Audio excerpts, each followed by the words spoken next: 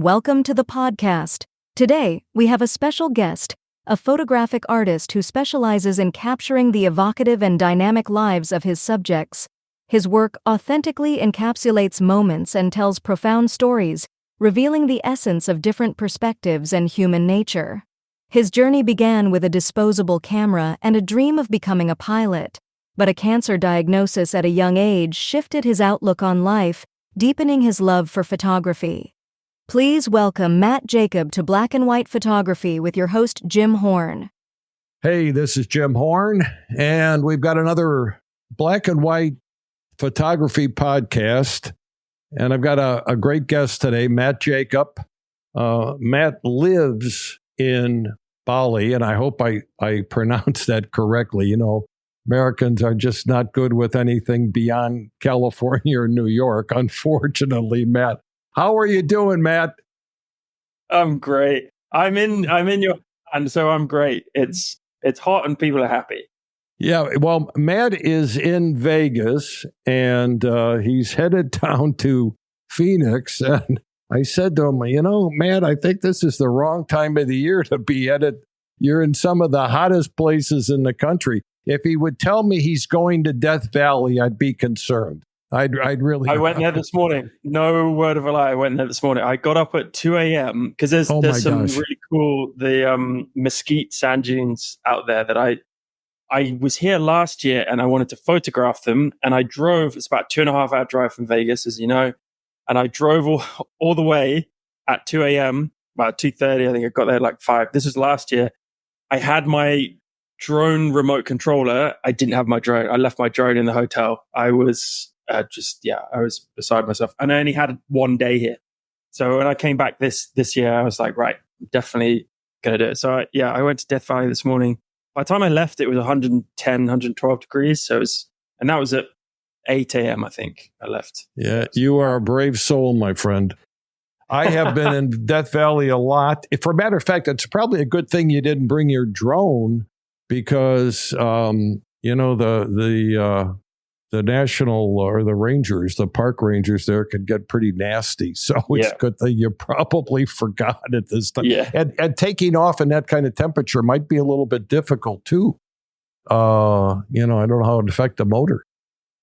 It's okay. At that time of the morning, it was only, once sunrise was 5:30, 6 o'clock. So it was only 95, 96 degrees. And it's okay. It can handle it. The technology these days is pretty amazing. So okay. Super. Okay.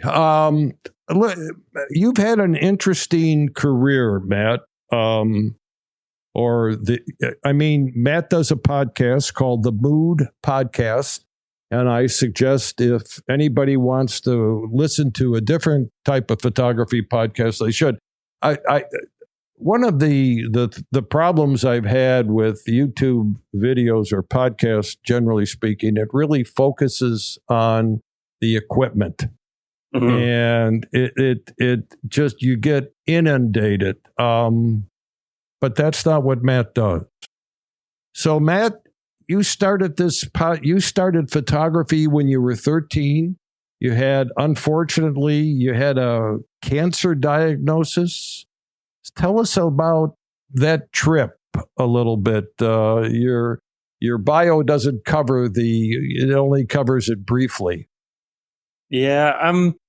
Well, I don't like to dwell on it too much. In hindsight, it was a very fluid and very fast kind of process and outcome.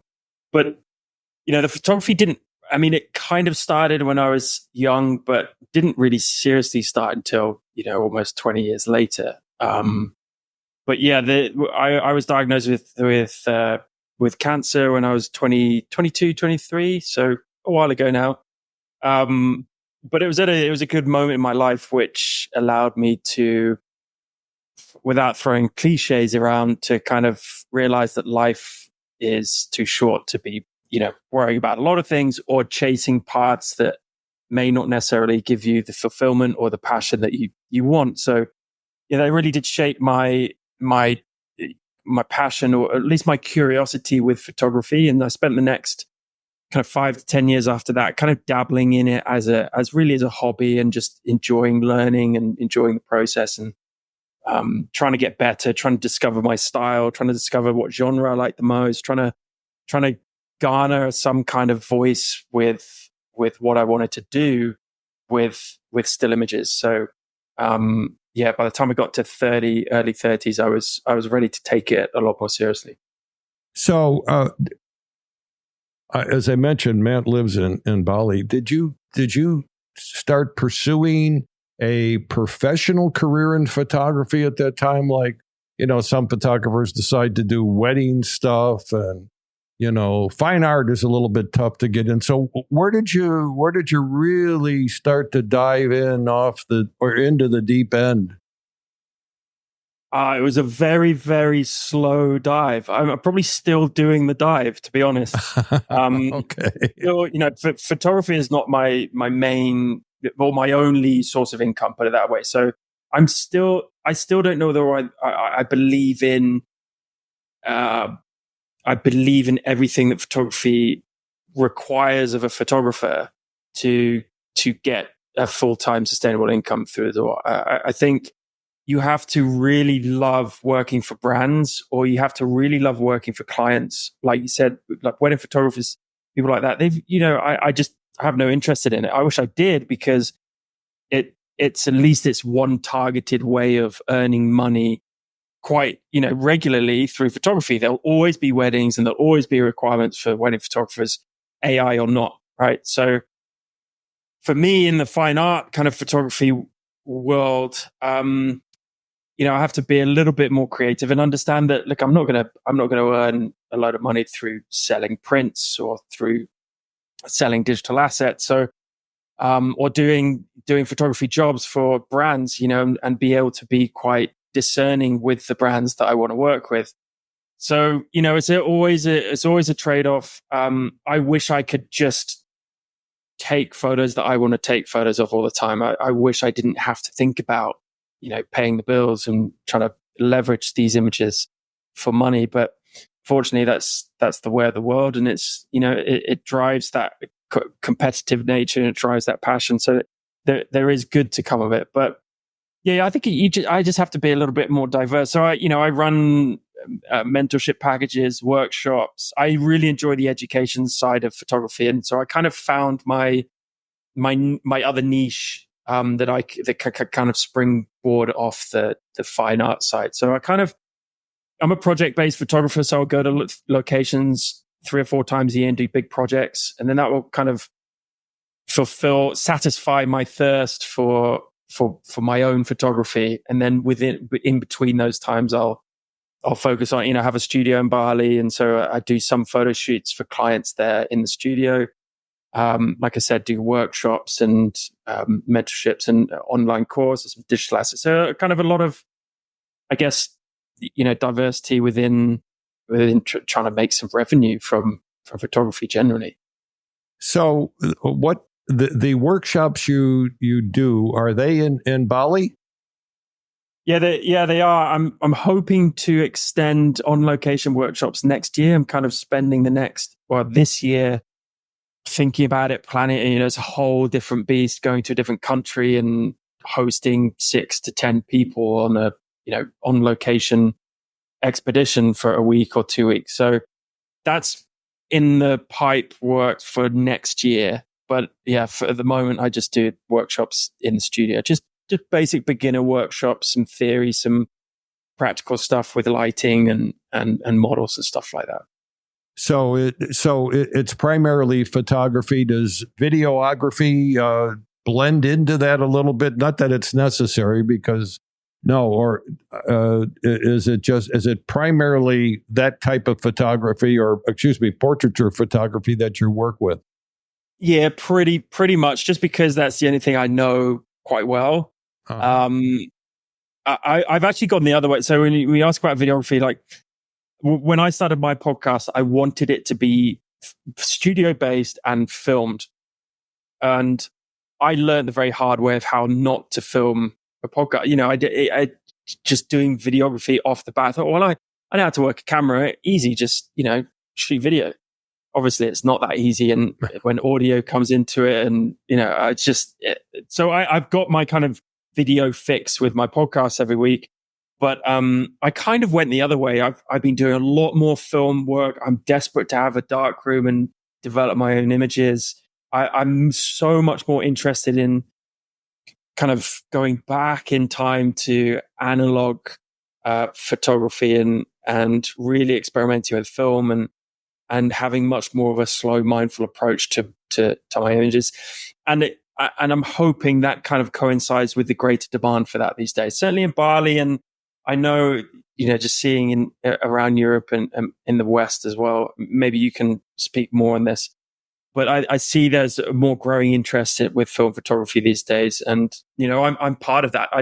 I've been shooting film for 2-3 years only, so I'm still in the learning phase, and it's just a completely different skill set, which I'm absolutely loving. It's expensive, by the way, like it's not cheap, and Bali is crying out for a good darkroom operator. We've got a couple, but they just don't have the quality that the likes of your own country and countries in Europe have. So I'm kind of taking a lot of interest in that at the moment, and maybe some business opportunities come from that down the road. Well, that's that's where I started, was in the dark room, splashing around in the stopper and the fixed bath, and now it's changed considerably. I quite frankly, I think it's easier. You can if you want to, you can send your roll out, have them develop the negatives, and then come back and digitize it if that's what you want to do. But I will say, to add a lot of credence to what you're saying, I've shot digital when it first started coming out and did 4x5 work. And I've got 6x4x5 cameras sitting. I'm looking up, they're up in the cabinet now. But I think what photographers, what at least why I went back is what I missed is that it takes time to do an analog shot. I bet you found that, haven't? I mean, you got to light meter it, you got to check it. I mean, you got to do so much more. And then obviously, if you're going to bring in the darkroom, that's a whole different deal. And I applaud people for going back to analog, because I think it'll probably sharpen your digital skills. Digital's made everything so fast, hasn't it? Digital, in my opinion, has not ruined photography. I mean, it's made it more homogenized, and it's made it easier to do, which is both a good thing and a bad thing. It's given so much more access to people to do photography, which is amazing. But it just means that we've kind of lowered the bar, I think, in my opinion, with the craft, with the process. When I first got into photography, seriously, I started with digital camera, and I started with APS-C crop, then moved up to full frame. And then within a year, I was hooked on medium format, and I was hooked on medium format digital. So I've been shooting an H60 for almost 10 years, and an X2D recently, since it came out, Hasselblad X2D recently, since it came out a couple of years ago. And that's it. I'm a medium format digital guy. Yes, the image quality is fantastic and unparalleled. But what I've found that these kind of slow, bulky, heavy, very basic pieces of digital camera allow me to do is to slow down, to be more mindful, to be more thoughtful about what I'm doing, and to enjoy the process, enjoy the craft more. But then when you go to film, it's another step, isn't it? It's another step of really having to think about this, really having to be conscious and deliberate in every action and every thought that you take. And I love that. I really love, and that's the process and that's the craft for me of photography that I love. It's not the spray and pray. It's not the latest gadget. It's not the latest technology. I don't know what 90% of I have a Canon R5, which we use in the studio for some shoots and for the podcast stuff. I don't know what 90% of it does. Like, I look at the menu function and go, I don't need that. I don't even know what it is. Probably don't need it. I use these things very, very basic ways and for very basic needs. So film has allowed me to kind of dive into that deeper. And the darkroom will be something else that is just a new skill I want to learn. And if there's more skills that come out of the woodwork with photography, then I'm a happy man, because it will keep me learning. And like you said, all it will do is help my digital game even more, as well as just kind of enjoy a new skill, a new process. Yeah, it does. It definitely slows down the digital game. I mean, some of these people that are doing digital, and I'm not being disparaging, but I mean, even to load a roll of 6x4 film and then try to get it on the reel, the stainless steel reel after you've done it, that's a little tricky. And, And I remember doing the sheet film. Actually, the sheet film was easier because you just threw it in the developer and so forth and so on. You know, you talked about another subject that is close to my heart. And I do a lot of, I listen to a gentleman by name of Brooks Jensen. He does a podcast called Lens Work, and it's extremely good. But you talked about projects. And I think so many photographers look for that one great image, right? Where's that greatest image at? Where's that sunset in Bali with the palm tree? I think you got palm trees there with the palm tree going down, and maybe whatever else goes on there. So how did you get into? I take it you started when you started to, were you the one-off image and then you sort of evolved into the project kind of thing? Well, two things on that. Two reasons why I am a project-based photographer. One, my previous career as a pilot meant that I didn't have time to be doing photography all the time. I had a full-time career. Then in my spare time, or when I had annual leave or went on holiday, I would have a week to get as many shots as I could, and then I'd be back to kind of normality. So when photography was a hobby, it was also project-based kind of thing. And so I kind of enjoy that, setting up a project, trying to tell a story, focusing on one topic, subject, culture, people, whatever the story might be. But also, when I first went on a workshop, when I kind of transitioned into doing photography more professionally, I thought, I want to see how other professionals do it, and I want to kind of learn what I don't know. You don't know what you don't know, and it's even to this day, I still go on workshops because I just want to, there's going to be stuff. I meet new people and I might learn something new. But on the first workshop I ever went on was in Mongolia, and there were two professional photographers running a group of I think it was about 10 of us. And that kind of cemented my project-based style because we were there to tell a story of the eagle hunters in Mongolia. And so it was a series of images. You can't tell that story with one image. You have to learn how to build a story and build a narrative over a set of images. And so, again, your skill set kind of has to change rather than focusing on one shot and getting one shot nailed. You have to think about piecing, not just in the edit, not just in the post process, not just in the curation. You have to think pre-production and during production, like, how am I going to piece this story together with whether it be different compositions, your different lenses, or your different people, or a different environment, whatever it might be, and how you're going to tell that story. So I really enjoyed that process, and that kind of cemented my enjoyment of the project-based photography. Yeah, I find the project thing, and sometimes I can burn out. I don't know if you've experienced that. I keep pushing myself. And I found a couple the other day in sort of a serendipity way. I suppose you probably have stumbled on projects also. I said, hey, that ought to be a good project. I ought to really work on that. Yeah, I do. There never seems to be enough time in the day, though, does there? But yeah, there's a lot that's kind of been pushed into the background and also projects that I didn't feel like I did that well, or I didn't feel like I spent enough time there, or didn't research it properly. Not every project is a success. So there are projects that I want to go back and either supplement or do again, or just revisit, or even tell the story of the the time lapse, right, of what it was back then and what it is now. So yeah, I do get that quite often, actually. I think you hit on a key word: research. You just can't go someplace, start shooting like crazy, and not really research what's going on. Have you found that? Yeah, research actually, and a lot of people think research is just sat at a laptop, kind of Googling stuff, which is obviously part of it. But most of the research is networking, contacts, and speaking to people.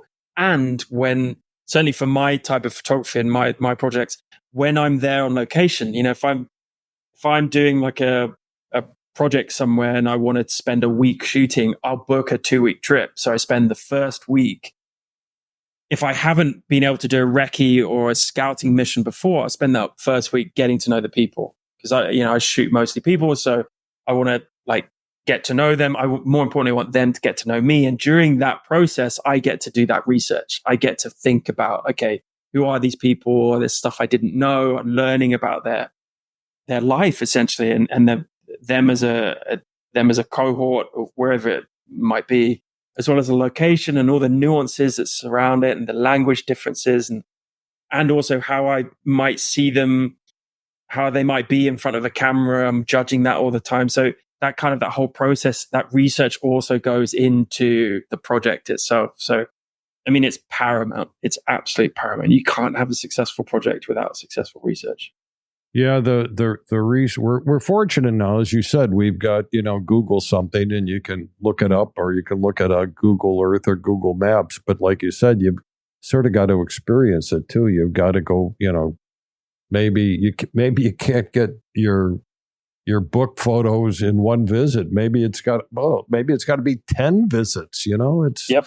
Go back. And like you said early on, I believe you did early on in the discussion, you went back to Death Valley because you maybe you felt you missed something, or you wanted to get back there and there was more to do. And obviously in Death Valley, there's a lot to do. However, not in the summertime necessarily.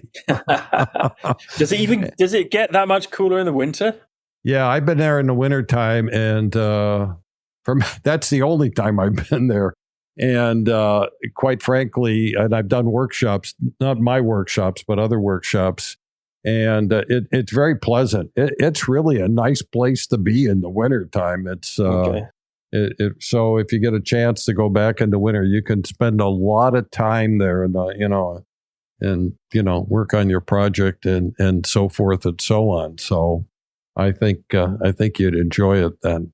And there's a lot of workshops that go on in Death Valley too. So, I don't know if that would interest you, but I think you can probably do your research and find a lot of stuff by yourself, which is what I typically had done. So anyway, so why don't we do this? Why don't we take a look at your images? Because when I looked at them, I thought, boy, these are unique.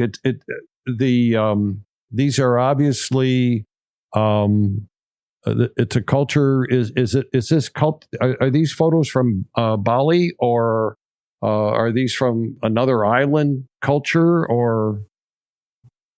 Yeah, so the photos I sent you were from India, from a place called Varanasi in India.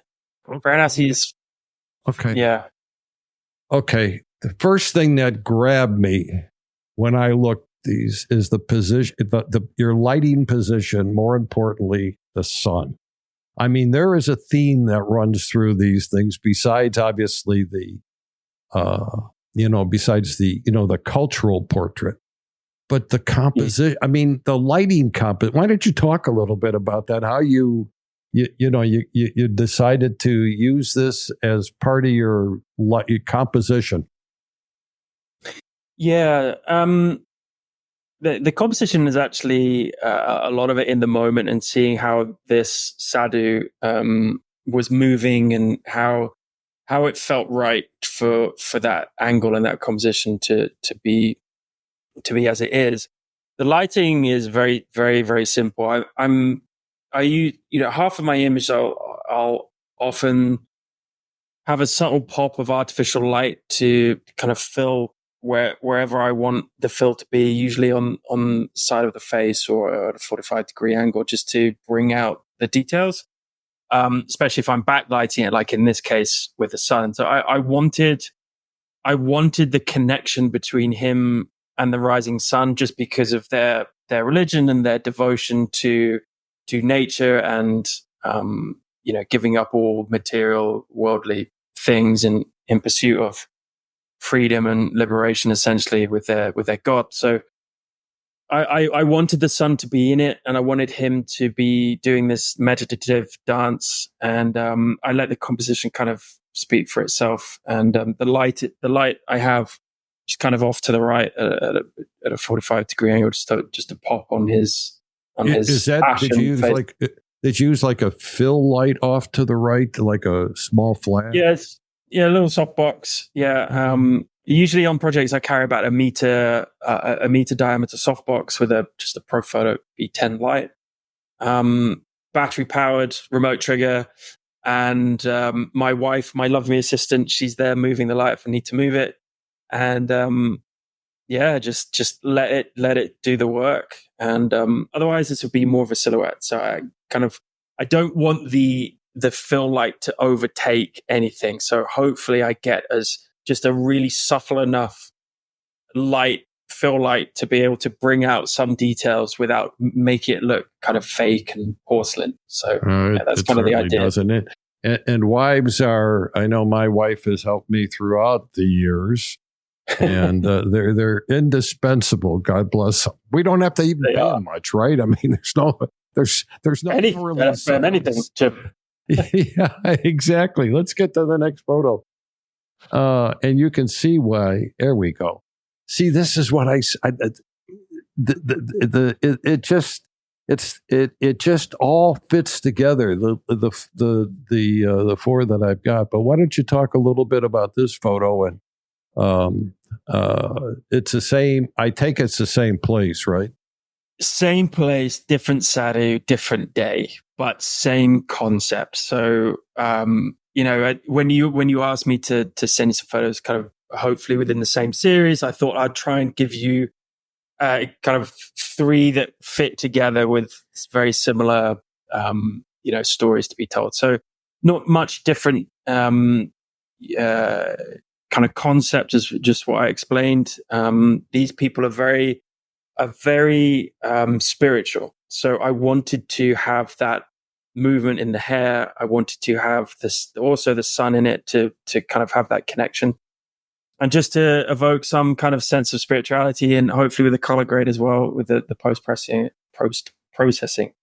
That was the idea behind that as well. The thought that came to my mind is when you do these cultural portraiture or photographs, how do you gain the confidence of the people that feel comfortable being photographed and sort of, I don't want to say exposing themselves, because sort of, letting it all hang out. How do you do that? I mean, you've got to remember as well, I'm choosing photos where it worked. There are a lot of photos where maybe I didn't have that connection with the subject and didn't kind of work it hard enough prior to get it in front of the camera. But most of it is like I said before, with this kind of ice breaking exercise and spending time with them without a camera in sight, just spending time with them and trying to get to know them as much as possible. And it's impossible in, a week or 4 or 5 days, but allowing the ice to break and allowing them to understand that, I'm just a bloke with a camera, and it would be my privilege to be able to have you in front of that camera. That's it. That's all I'm trying to do. I'm trying to use the camera as a tool to express what I want to express. And I'd love for you to be a part of that. Trying to keep it simple, obviously very, very respectful, and just allow them hopefully to give you their trust. And, it's quite location specific. This area in India is well known to be full of some of the most friendly people on the planet. They all love having their photo taken. They're all interested in photography. This subculture of the sadhus, and this guy you have on screen now, he's an Agori, so he's kind of like a very senior type of sadhu, and they eat human flesh after it dies when it comes out of the Ganges River. And there's a lot of cultural depth to these types of people. And the composition here, I wanted to get lower because this man's a little bit more power and he's holding these human skulls. I just wanted that sense of both divinity, but also power in the image. So with him, he didn't talk much, but he kind of, I just got lucky. He knew, I think he'd had his photo taken before, as far as I could understand, which is so helpful, right? Because if they've never had, a lot of people I have taken a photo of, if they're in very remote regions, they haven't seen a camera, let alone had a photo taken of them. So that can be very, very difficult. Often one of my first questions to these people or to the guide or the fixer that's helping me is, have they had any experience with, it's great on one hand if they haven't, because it's kind of something raw to work with, but it's usually a very much tougher task to have them natural in front of the camera and have them be able to direct them and put them at ease. But this guy, I think he had done it before once or twice. So he kind of knew just a few bits of direction. He knew what I was trying to do. I'd shown him some previous images that I kind of liked and that I kind of wanted to kind of get inspiration from. And so he kind of knew what message I was trying to tell. So this is all just a collaboration, right? It's not just me taking a photo. I have to have these people be part of it with me, and they get all the images as well. I send them to them as soon as I can, and most of the time they're quite happy, I think. But it's just my honor to be able to. I was thinking as we were talking about analog and digital, this is a great time to have a digital camera because you can show them what the image is like. Well, I actually carry a little printer, so I'll just send on Wi-Fi to this little printer, and they get a tiny little, like a Polaroid. Yeah, so I give them that, and then I'll send the full edited digital version to the fixer, who will then hopefully find what a great idea. What kind of little so the audience, so what the little Canon, I can't remember the specific model number. It's just a little Canon just Bluetooth connection. Yeah, add a film pack, throw a little film pack in there, and easy. Super. I think that's important as you were talking about, eating the flesh out of the Ganges River. You've really got to dial into their culture. Otherwise, the first vision that came to my mind was a big boiling pot and you in it, Yeah. There are places that still do that. And I think they are. I think a couple of people not photographers have tried to enter their islands, and it hasn't worked out well. And God bless them. It's their place. And here on this next and final image, you can really there's a lot of you can feel the motion here, even though it's a still photographer, can't you?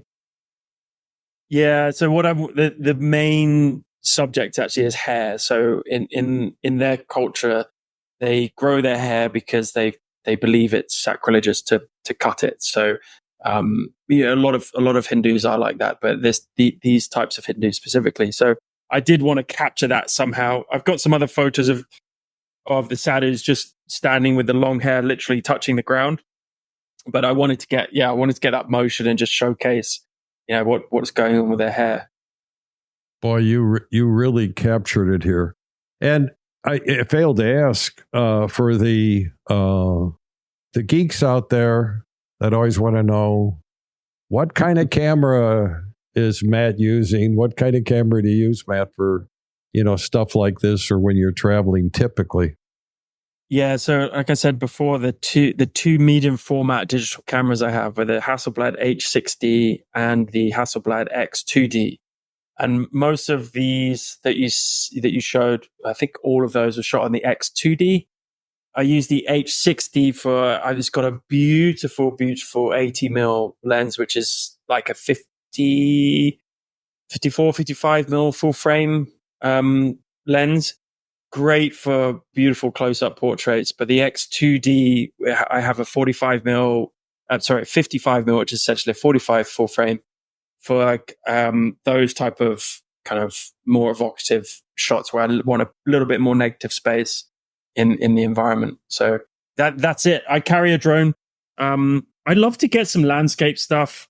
Having an aerial background, I like to get some, I don't know, I love getting some landscape shots that will fill part of that story, that will allow the viewer to see the environment and the landscape and the kind of the context where these people are located. So that's it. That's my kit list. And obviously the light, I take an off-camera light, a flash with a softbox. So it doesn't sound much, but it does get heavy.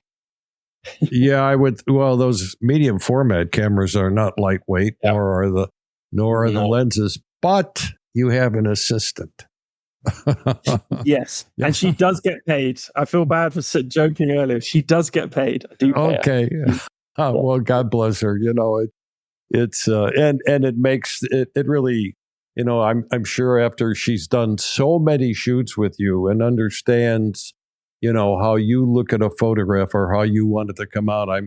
I'm sure at least my wife certainly has. They say, well, that doesn't look quite right. Maybe maybe it ought to be over here, right? Also, like the experience is just as enjoyable as the photography, and being able to share these locations and these people and these wonderful experiences that we've had with each other.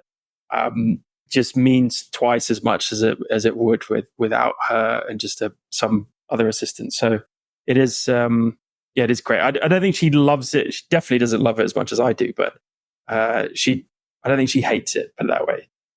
Yeah, I think in photography and project work you're doing, it's not about the equipment, it's about the experience, and you've obviously achieved that, and I'm really glad we could get back together on the show and so forth after the issue I had with the weather. But you're just a great interview, and I certainly hope people go to your webpage, mattjacobphotography.com, and it's down here at the bottom. It'll also be in the show notes.